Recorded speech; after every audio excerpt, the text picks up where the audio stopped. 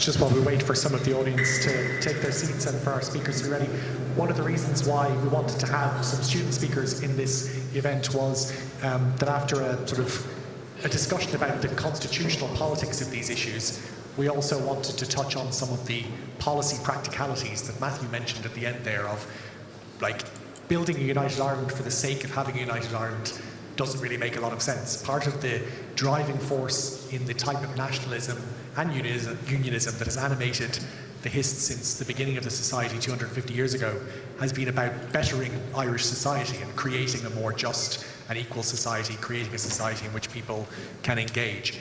And also having open discussions about that with all different layers of society. And I mentioned at the start my slightly embarrassing first foray into speaking to the Hist and my disapproval of the self-importance that was involved in it.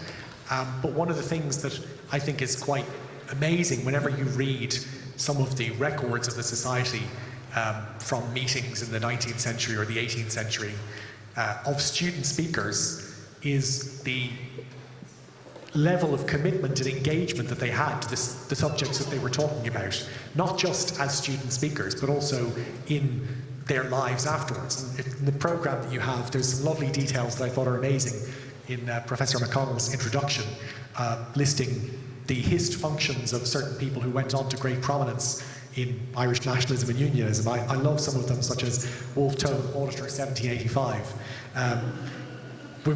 It's nice to think that being auditor at the Hist was the most important thing that he achieved, but what's extraordinary about that is it wasn't very long after being auditor at the Hist that he was leading quite a significant military rebellion against British rule in Ireland.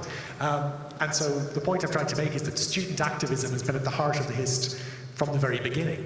And students often provide some of the most vital elements of our public discourse by being the ones who are willing to say the things that people who are jaded or cynical through a life of work or so on have, and they provide an important check on a public discourse that often can run away from the idealistic or the grand sky thinking. So in that great tradition, we have 5 students from Trinity here to offer their thoughts on the future of these islands. I'm going to invite each of them to speak for 5 minutes in the same way that our earlier speakers did. So without further ado, I'm going to ask Olivia Brady, who is pro-Censor of the College Historical Society and a student of English and French, to address the society.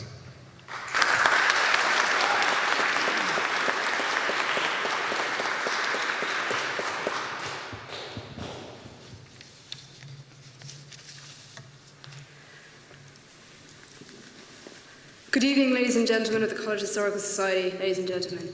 Before offering my vision for the future of Ireland, I would first like to speak on my opinion of the current situation, and that is being trapped in a limbo, which I honestly try my best to ignore whenever I'm in Dublin. I don't like remembering that I am indeed from Northern Ireland, which may surprise some people who have heard me speak at the Hist before, as is the only thing I talk about in my speeches. So why do I not like Northern Ireland?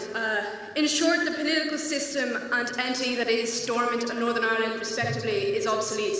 As a member of the Northern Ireland electorate, I am forced to be represented, on the most part, on either an orange or green line, meaning that, for those who don't know what I mean by orange and green, I refer to either side of the political, constitutional, sectarian division that exists in Northern Ireland, and which has, of course, existed in the Republic as well. Orange representing unionism and the green representing nationalism. Of course, you may say that there are political parties that stand up for election up north, which do not align with either side of the political division, so why not vote for them? And my answer to that is to look at how each political party or independent wishing to take their seat in Stormont is told to designate. They have to designate as either unionist or nationalist, and if they identify as neither, then they are reduced to a box simply entitled Other. And in my opinion, all this does is perpetuate the needlessly divisive politics that has plagued Northern Ireland since its creation nearly 100 years ago. It makes the orange and green inescapable, and will continue to be inescapable so long as Stormont exists, or at least until this organisation of Stormont exists. It may have worked in the past when all the people in Northern Ireland wanted was peace, and I have no issue with that. My issue is with its recent reconvening and this trying to force a broken and outdated device to work. I truly believe that most people no longer attach themselves so strongly to traditional tribal ties and would much rather see their problems get solved, rather than continuing a futile constitutional debate filled only with slogans designed to aggravate the other side, rather than actual solid arguments. So I'd like to quote John Hume, who stated that differences are the essence of humanity. It should therefore never be the source of hatred or conflict. The answer to difference is to respect it. Therein lies the most fundamental principle of peace, respect for diversity. For our times now, I do not believe that Stormont can provide us with that. I do not believe that it encourages an environment where people can respect each other's differences. We had to delete the labels, we had to delete the unionist, nationalist, other designations. What do they offer anyone nowadays? It reduces not only entire political parties, but actual individuals to a single standalone issue. I am a supporter of United Ireland, but I'm also a feminist. I'm also a pacifist. I'm a member of Trinity Young Greens, and I'm a European. But in Northern Ireland, my vote for the Green Party registers only as a vote for the other. And the message that sends me is that I am incongruent with their current system of politics. I don't fit into their vision. And that is one of the reasons for which I've become irreversibly disillusioned with Stormont. As I've said, forcing this labelling and designation may have been necessary back in the early days of the peace process when divisions were still fresh. And one had to ensure that one side couldn't monopolise the system. But continuing for today's politics is simply infantilising. It perpetuates an us versus them mindset across Northern Ireland, meaning that a certain amount of people will always vote for a certain party, not because they like them or because they agree with their politics, but because it is simply a vote to keep the other one out. My vision for the future then. I should like to make clear that whilst my opinion of the current situation is very bleak, my vision for the future is very hopeful. I believe United Ireland offers tremendous hope, and I am not talking on sentimental, romanticised lines of an Ireland not only free but Gaelic, and not only Gaelic but free. I am talking practically. As the years go by, it will only keep making more and more sense for Northern Ireland to join with the rest of Ireland. And undoubtedly I will be met with the argument of how do you expect the Republic to be able to afford you? How do you expect Dublin to be able to cope with you? And I take offence at this argument. Northern Ireland is not a badly behaved child that would need constant supervision and special attention from Dublin. Dublin also would not need to waste all of its money ensuring peace up north. The EU has already done that through the Programme for Peace and Reconciliation. Moreover, think for once about what we might bring to the table. We produce excellent advocates and jurists, one of which is chairing the discussion later on this evening on the future of common law.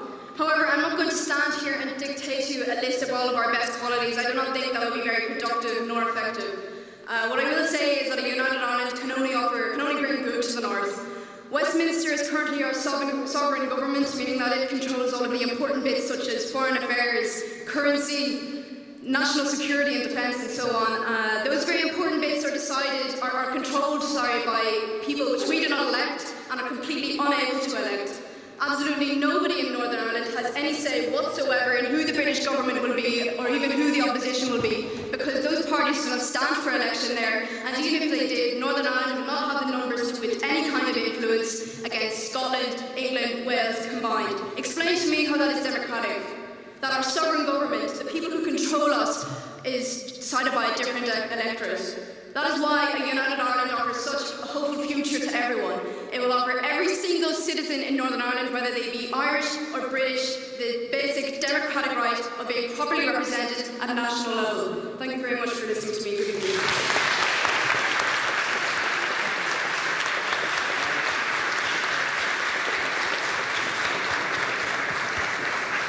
Thank you very much to Olivia for that fabulous speech, and we now call on Tate Donnelly from Trinity Young Greens to address the society.